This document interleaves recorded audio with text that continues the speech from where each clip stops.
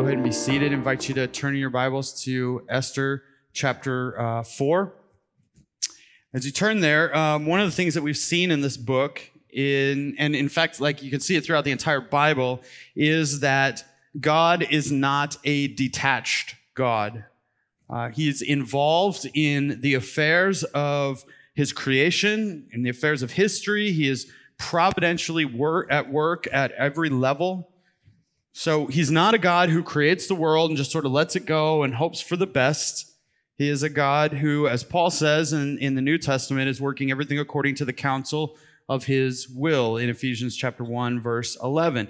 And so we can read the book of Daniel, the book of Exodus or Genesis, and we see these people that God is using, and we see God working in these miraculous ways and doing these amazing things like parting the Red Sea, sending plagues, delivering his people out of the clutches of the Pharaoh and his armies, delivering people from fiery furnaces, all of these things.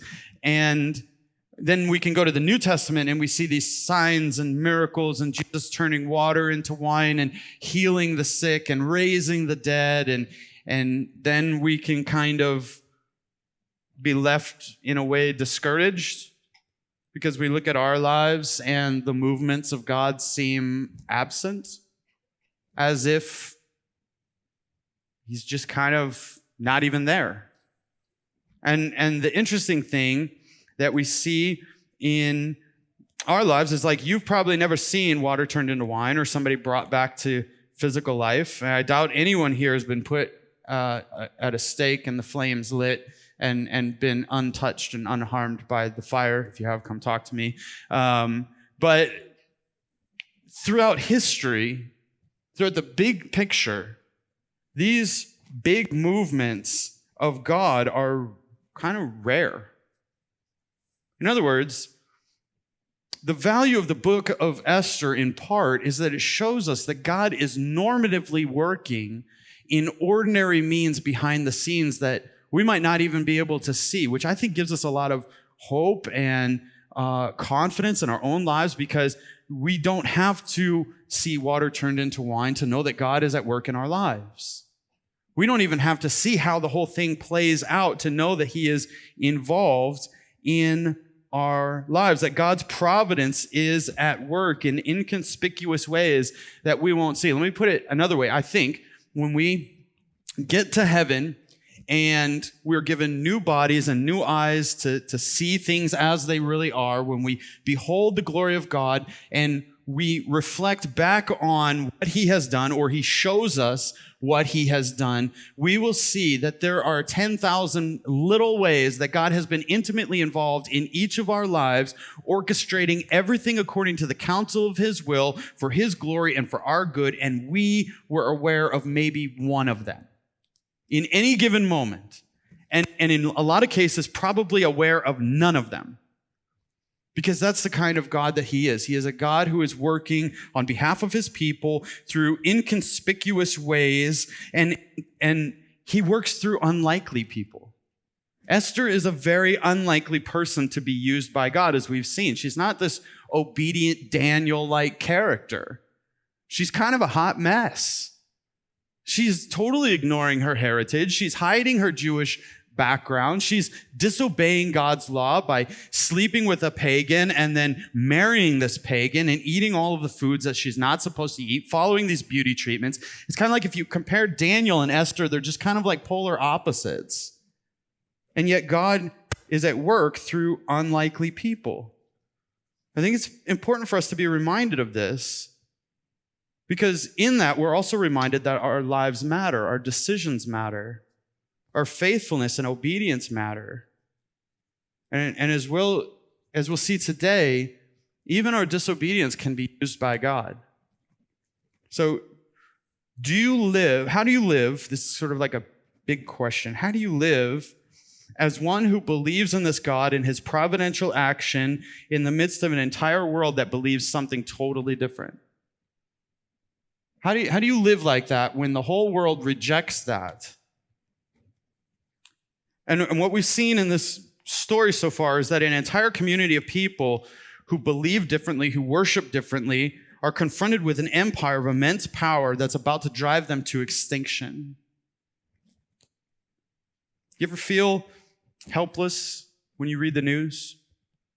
I mean, do you ever feel like small and tiny when you read the news and you see what the powerful and the elite are doing, and you wonder to yourself, like, do the decisions that I make even matter? I mean, this thing is headed this way. There's nothing I can do to change that. What's the point? Do you find yourself resigning yourself to the fact that you can't do anything to change anything, and that your opinions and actions, which are informed by the Bible, seem insignificant in comparison to the overwhelming power of the world and its systems? Do you see your life as a small chain of compromises and wonder if your life can matter for eternity because of your past failures? Do you find that you've assimilated into the culture and hate that and want that to be different, but wonder if it can ever really be different because, I mean, you've kind of just slowly, incrementally bought into the world, and now you're at a point where you're wondering, like deep down in the places that you don't talk about at dinner parties, if God even wants to have anything to do with you? What we're going to see today is the beginning of an amazing reversal in the lives of Mordecai and Esther. Esther is probably known, but she's hiding her Jewish heritage still. Like, if the Jews knew who she was and that she'd compromised in these ways, they'd probably be talking about her, right? Not a popular character, kind of a sellout.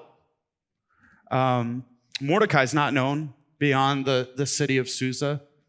And yet these two people are going to be used by God to bring about the deliverance of his people from this terrible tragedy that's about to befall them. What we're going to see today is the beginning of this. And the point is, when God gets a hold of your life and you start living for him and not yourself, you are in a position to be used by God. Providence of God, in other words, should cause us to be faithful wherever we are and in whatever situation we find ourselves, because we deeply believe that God has put us there for a reason.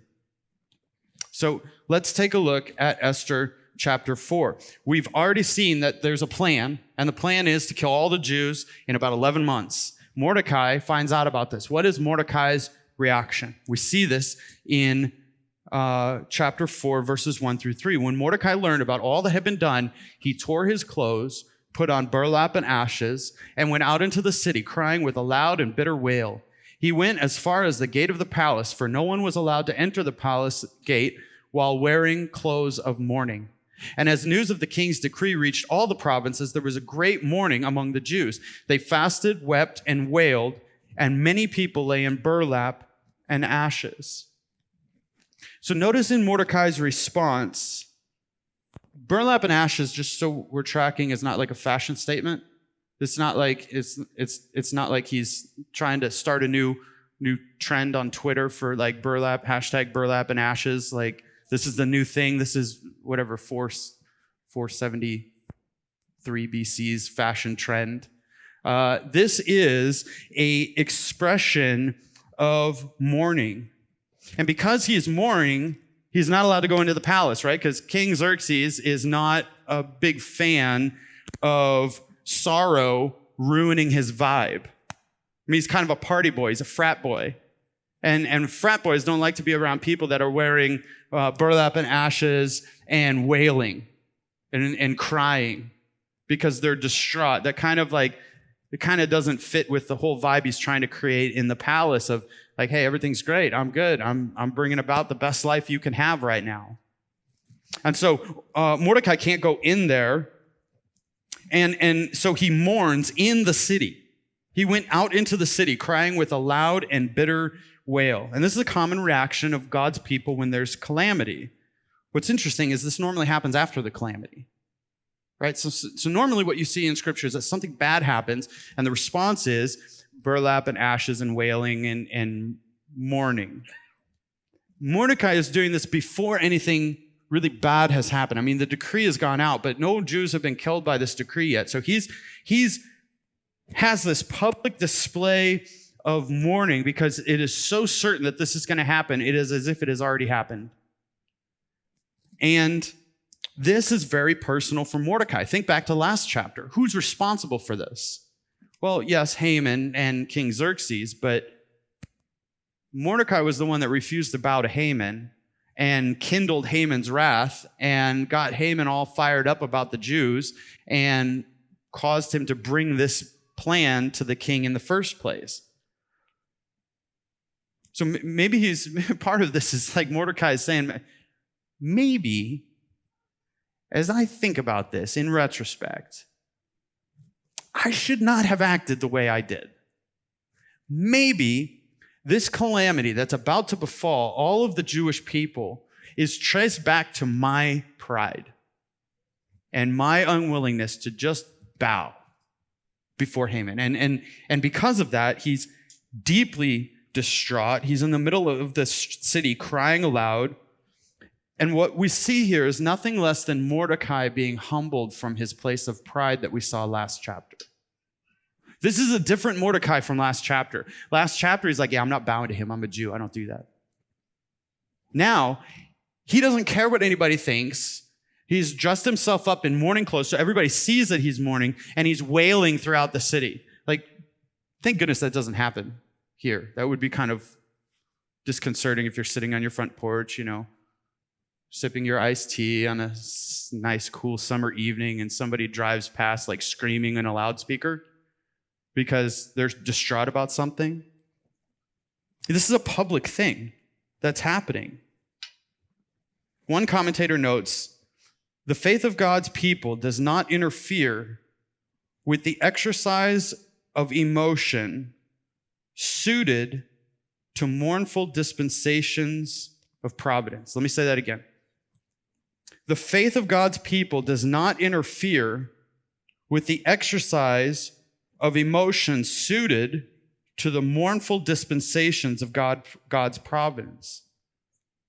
So not only is Mordecai mourning, but all of the Jews that have heard this are mourning. And the point that this commentator is making, that sometimes God's providence brings about seasons where mourning is appropriate. There are seasons where mourning is appropriate. And it's not like it's something that's happened outside of God's control or his ability to change. Faith doesn't ignore deep emotions of sorrow and loss, sadness, inquiry of God as to why this is happening, discouragement. And that emotional response can coexist with a deeply rooted conviction that God is working all things together according to the counsel of his will and for our good. Those two are not mutually exclusive. You can mourn and have faith. You can be sad and yet have confidence and hope in God. Life is not this like monolithic thing that you can just put in a box. You have emotions that seem to contradict, but they really don't.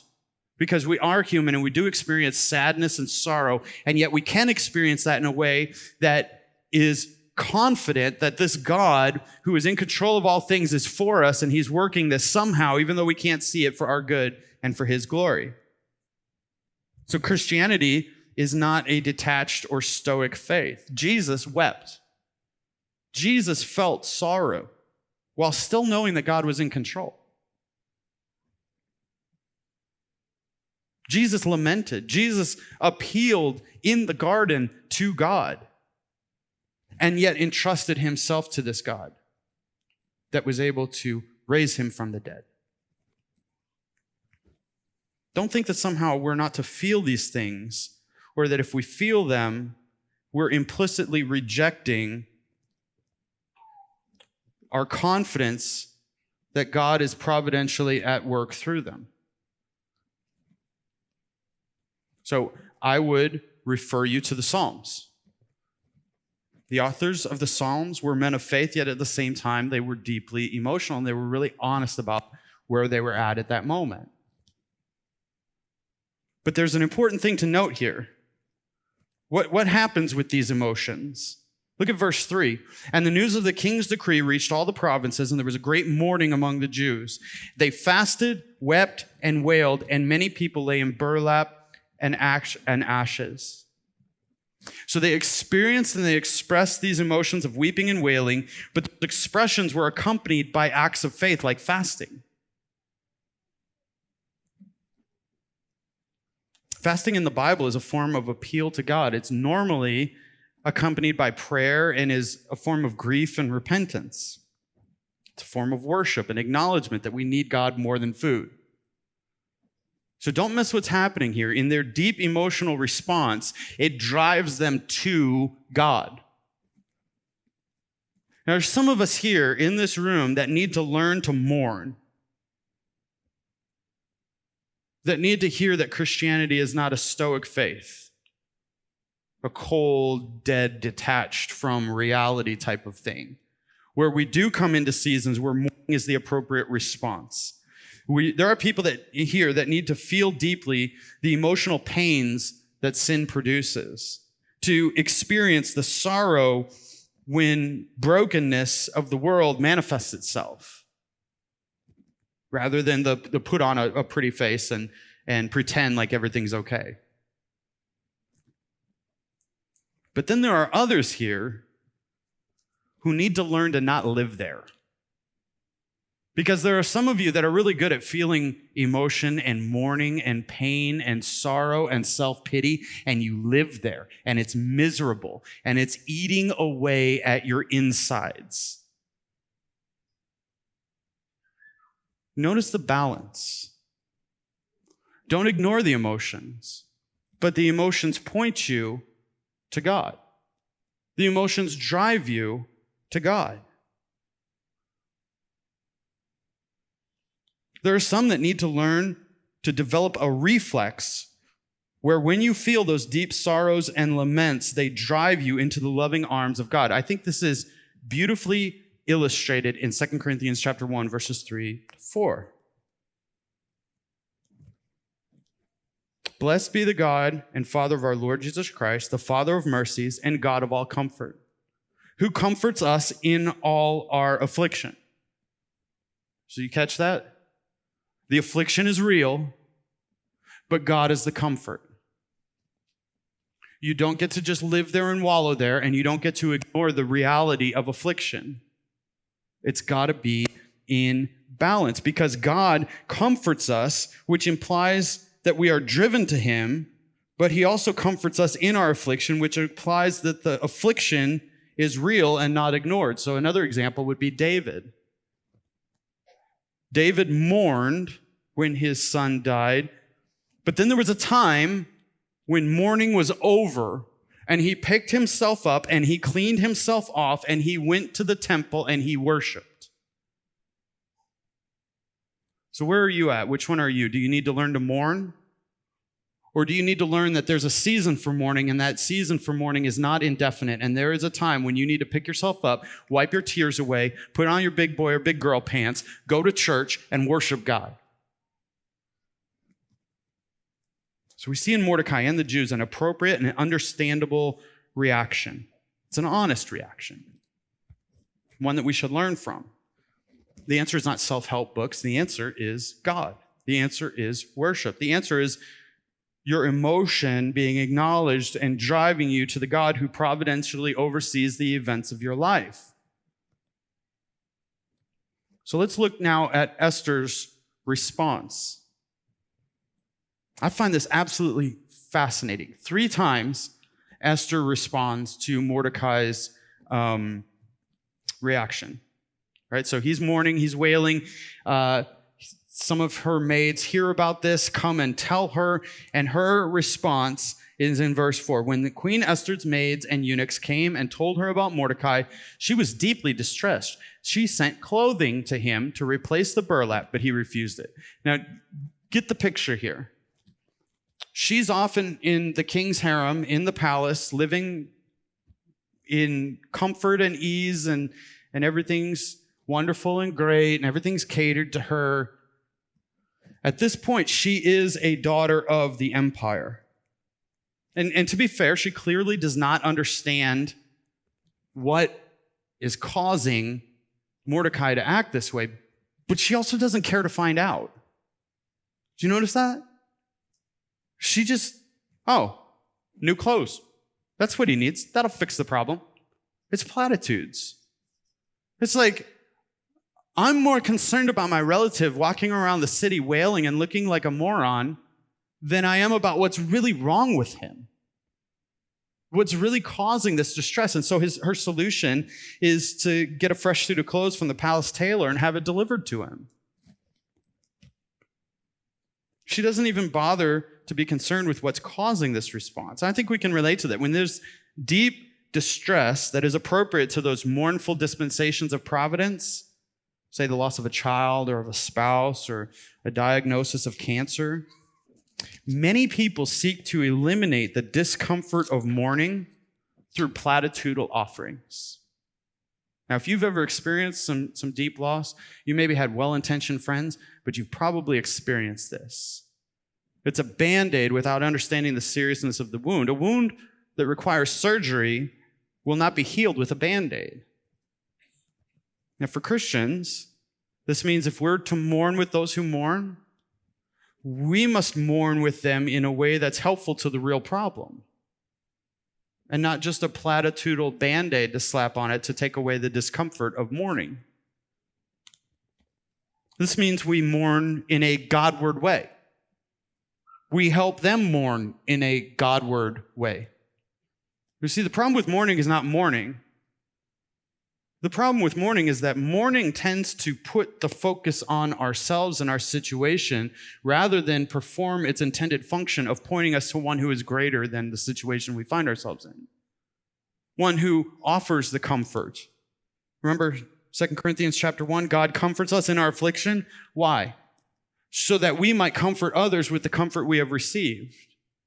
What comfort have we received? Well, the very comfort of God. In other words, if you're going to mourn with somebody and you're going to help somebody to mourn well, you're acknowledging the reality of that feeling, the reality of that situation, the reality of that pain, but you're doing it in a way that actually offers real comfort, not platitudinal comfort. It'll all work out it means nothing. That's a waste. And honestly, in a lot of cases, when it's fresh, when somebody has experienced a fresh loss, really what they want is just your prayers and for you to love them. And sometimes the best way that you can mourn with somebody is to pray for them that whatever mourning they're experiencing would be met with the comfort of God. But then there comes a time when, remember the people that wallow in mourning? There comes a time when a good friend doesn't just pander to your refusal to move on in life, but actually calls you in a Godward way to repentance for that. See, Esther is not concerned with what's really going on here. Esther's concerned with platitudinal offerings that will stick a Band-Aid on the problem. Now, Mordecai isn't allowed in with Esther, so he has to work through a go-between, through a eunuch that carries messages back and forth. And so he refuses to close, and then he gets a copy of the edict, and he tells this person the exact amount that Haman had paid the king to carry this out, and asks Esther to use her power and influence with the king to try to stave off this disaster. And so this messenger brings the message to Esther, and then look at her second response. Second response of Esther is self-preservation. Look at what happens in verse 10. Then Esther told Hathach, another great name for your kids, by the way, go back. I'm going to say that until this entire book is over because there are so many goofy names in this book. It's great. So go back and relay this message to Mordecai. Quote, all the king's officials and even the people in the provinces know that anyone who appears before the king in his inner court without being invited is doomed to die unless the king holds out the golden scepter. And the king has not called me to come to him for 30 days. Esther knows what Mordecai is asking of her. And everybody knows that to enter the presence of the king without being summoned, and it's risking death. And if he does not extend the scepter, you're done. You're dead. You're going away.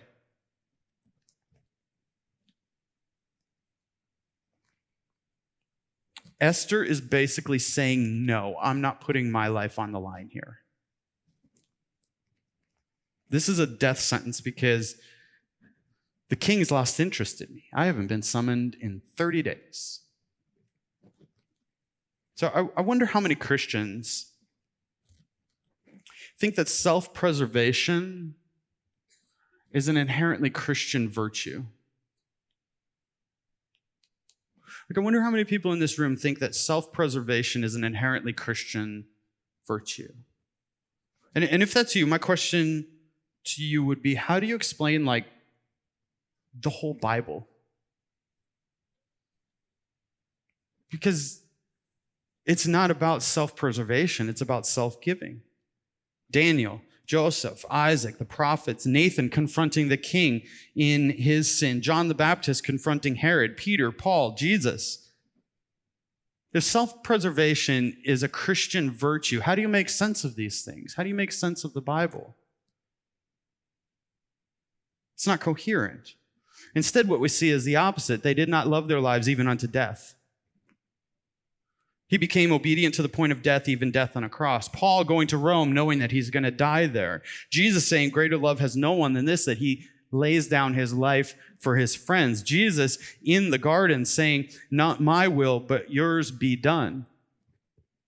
So if we trust in God's providence, we're going to live lives that are not marked by self-preservation, but instead are marked by self-giving. And that's countercultural. Now, before we jump off the other cliff here, I'm not advocating to go up and do skydiving without a parachute, right? That's not like the opposite of self-preservation is not stupidity. But what I am arguing is perhaps the virtue of self-preservation we see as in our Christian culture is not Christian or a virtue. Self-preservation comes when we care what men think more than we care about what God thinks. So there's this cultural self-preservation where we're silent and let the world say what they want without a response because, well, if I say something, I'll be labeled or I'll lose friends. What is that? That's self-preservation. And what's interesting is we've come to a point in our culture where one side is able to preach their gospel, but the other side is silenced into not preaching their gospel. Whatever it is. Whether, it's okay for somebody to say, you should be pro-choice, but if you come back and say, no, I'm not, and I think abortion is murder and wrong and evil and needs to be abolished, then you need to be quiet because according to even some Christians, you're risking the relationship. But there's no such responsibility on the other person. It's kind of like I'll just use a very culturally relevant thing. I find it interesting when somebody asks if this is not meant to be antagonistic, okay? But I find it interesting when somebody asks, are you getting the COVID vaccine? And then gets upset with the answer.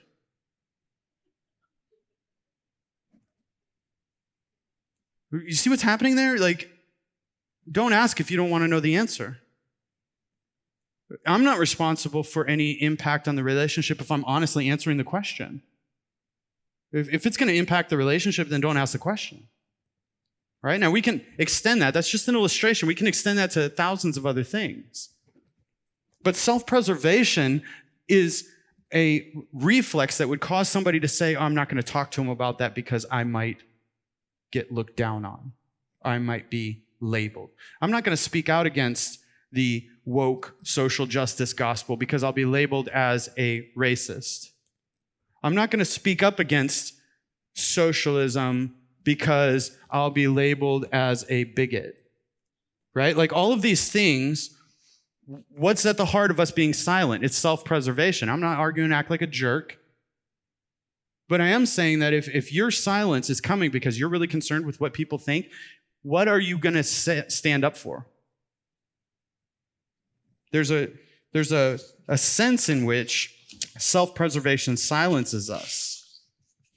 There's also self-preservation comes when we think that this life is all that there is and don't have our eyes set on eternity. Right? So I think we need to read more biographies. If you're struggling with self-preservation, start reading biographies of Christians. Charles Spurgeon stayed in London during the cholera outbreak of 1854, and he went home to home ministering to people. He comforted the dying. He ministered to the sick. And that kind of thing is not unusual in church history. That has marked the church for thousands of years until now, where we avoid any danger or any risk because we want to stay on this earth as long as we possibly can. And that kind of attitude does not cause men and women to go to the furthest reaches of the world with the gospel. Self-preservation kills missions. Self-preservation kills ministry. And what we're seeing all over our culture right now is this virus now, in this moment, has exposed that billions of people have no hope beyond this life and are terrified of death. Christians are not called to self-preservation. Christians are called to an eternal hope that fights cowardice. Self-preservation also comes when we aren't trusting the gospel and entrusting ourselves to the sovereign God who has numbered our days. So for a believer, death dispatches us to glory. Death has been overcome by Christ. The sting of death is taken away. It holds no sway and no power, which means there should be, for a Christian, no fear of death. Self-preservation produces a false hope, as if this life is really it. This is what we were made for. And this is the best that it gets, and there's nothing beyond this. And it causes us to live as cowards. And Esther here is experiencing this self-preservation that is really keeping her from being used by God. Now, if you can try to spiritualize it any way you want, but it is not a Christian virtue. Esther's second response shows that she has this toxic attitude of self-preservation. Well, Mordecai responds back. And he basically says, look, I've come out as a Jew. They are going to find out you're a Jew, and this edict is comprehensive. You're not escaping this. You won't be saved by your position. And that brings us to Esther's third response. The third response of Esther is resignation. Mordecai sent this reply to Esther. Don't think for a moment that because you're in the palace, you will escape when all the other Jews are killed. If you keep quiet at a time like this, deliverance and relief for the Jews will arise from some other place, but you and your relatives will die. Who knows if perhaps you were made queen for just such a time as this. He says two things. Number one, relief is going to come from someone else if it doesn't come from you. In other words, God is not pinning all of his hopes and dreams on you.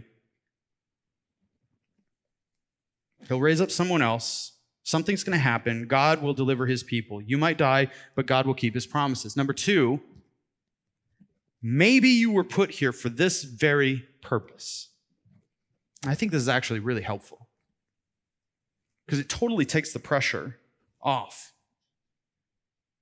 If Esther dies because the king doesn't extend the scepter, help is going to come from somewhere else. It's not all on you.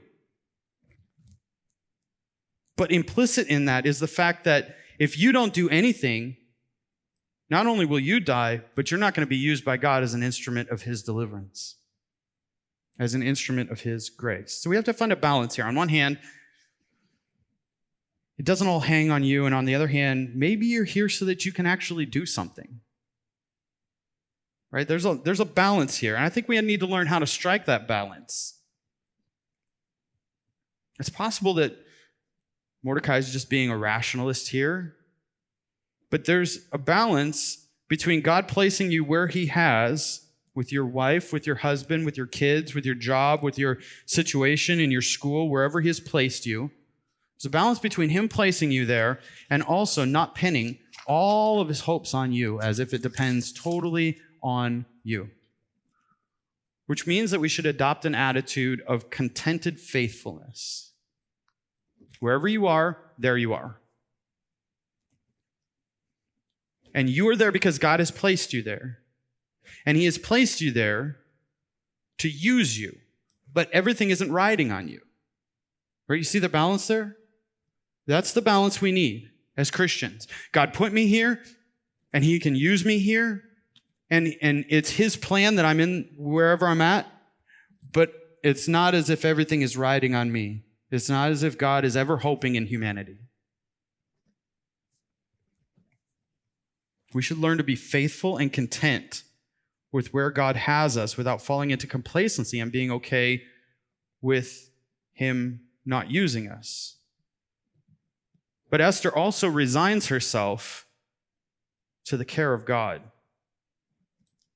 So she gives instructions in fasting. She says in verse 15, to Mordecai, go gather together all the Jews of Susa and fast for me.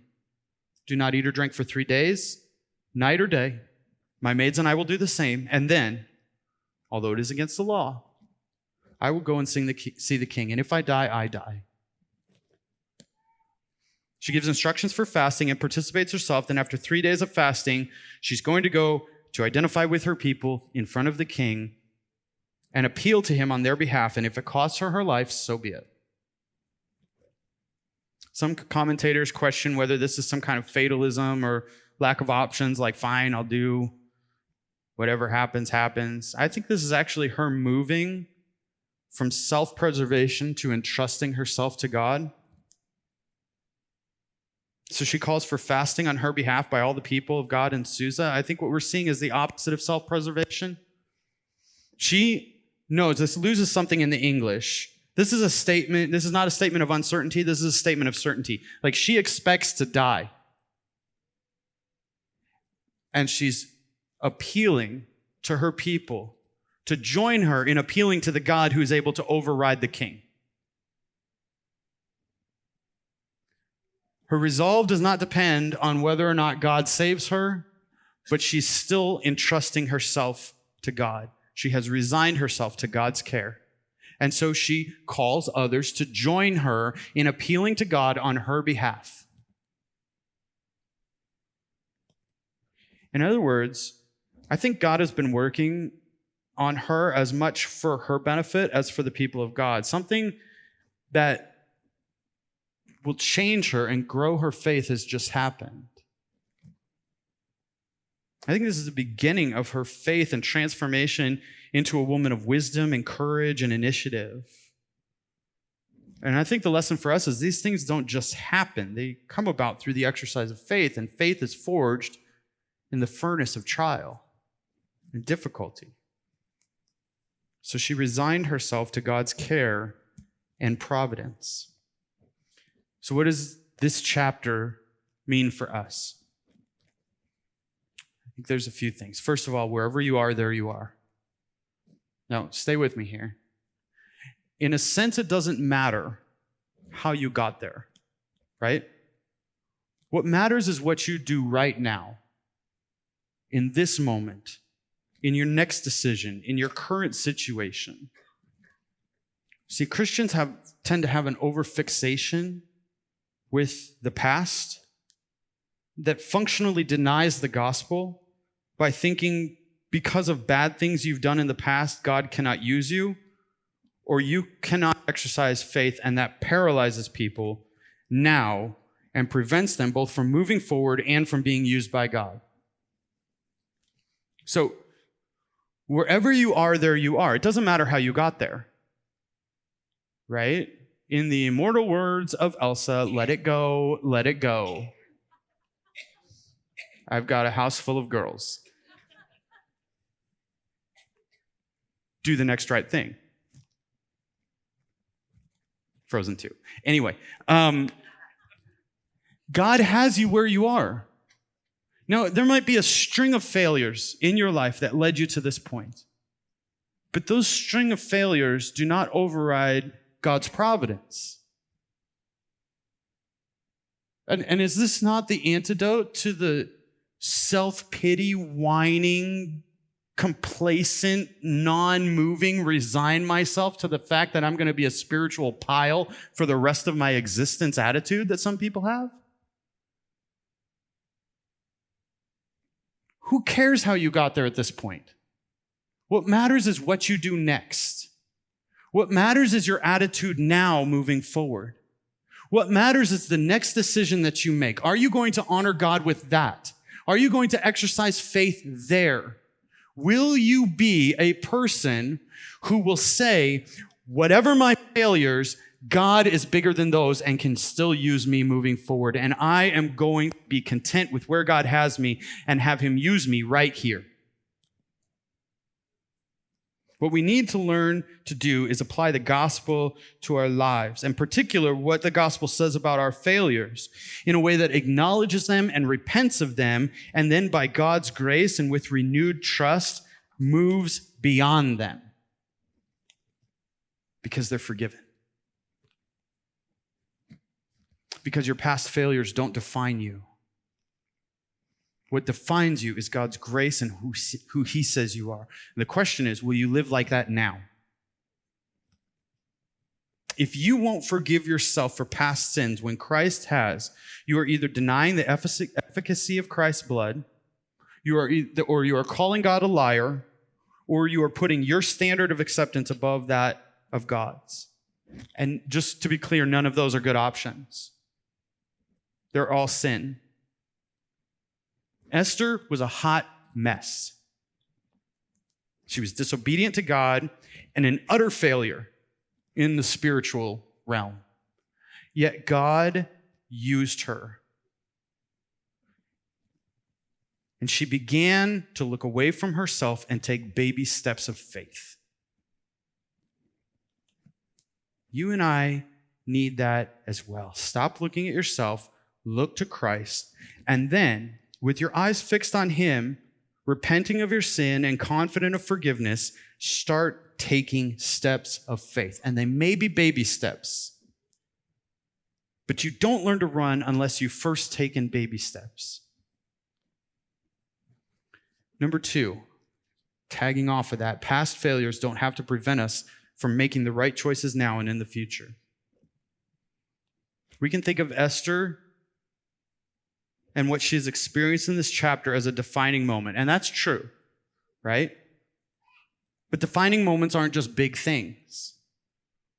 They're 10,000 little things, small choices of obedience, little exercises of faith. Peter denied Christ out of self-preservation, then he experienced forgiveness in Christ, and then was faithful with self-abandon. He was jailed and refused to bow to the command to stop preaching the gospel.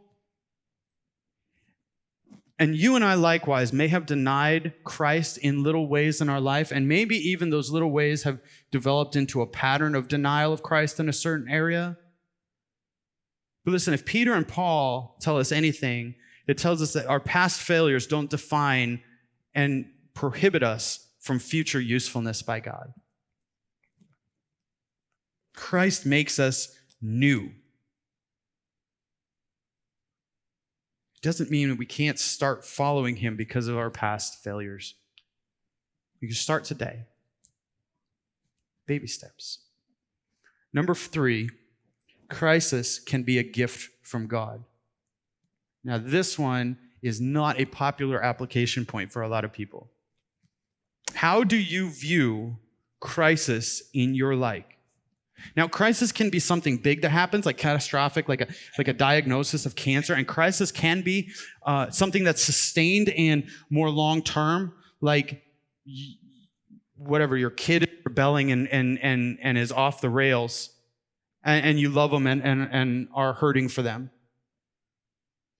It can be difficulty in your marriage that lasts for years and years and years, right? So when we think about crisis, don't just think about like calamity, like something right now, a big asteroid strikes Earth and vaporizes a bunch of people and like that. I'm talking long-term even. Crisis is broader than that. How do you think of crisis in your life? Do you see it as an opportunity and as a gift? Crisis reminds us that we are not in control and reveals our need and dependence upon God.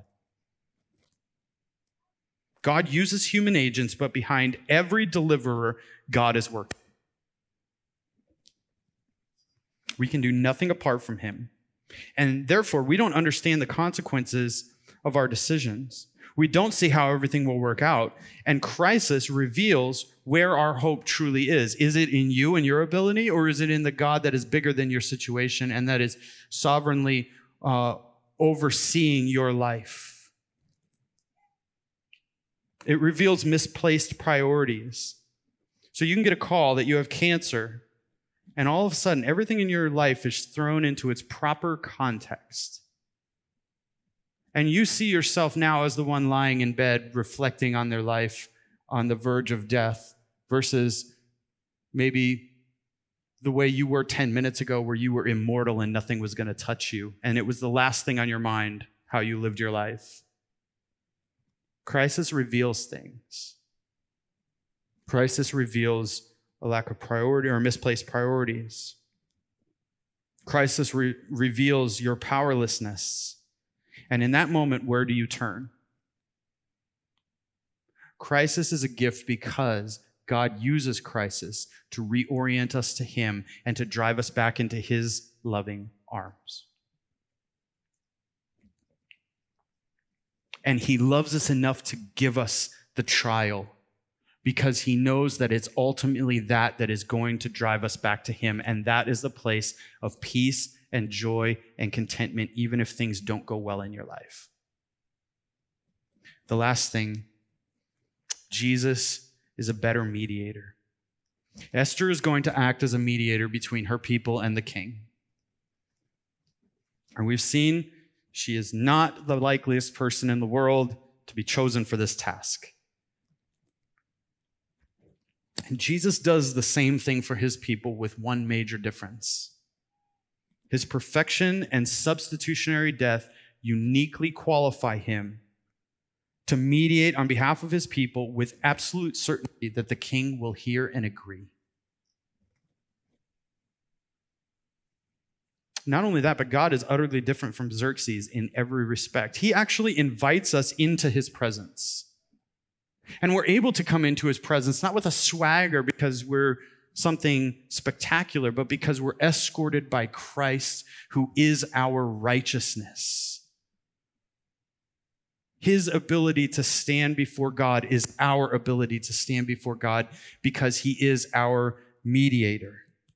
And Christ is actively interceding for us. So if you're a Christian here today, Christ is at the right hand of the Father saying, Father, sustain this person in their battle with cancer. Sustain my brother in his fight against sin. Sustain my sister in her loneliness. Give my people strength and grace to live in a way that reflects your character.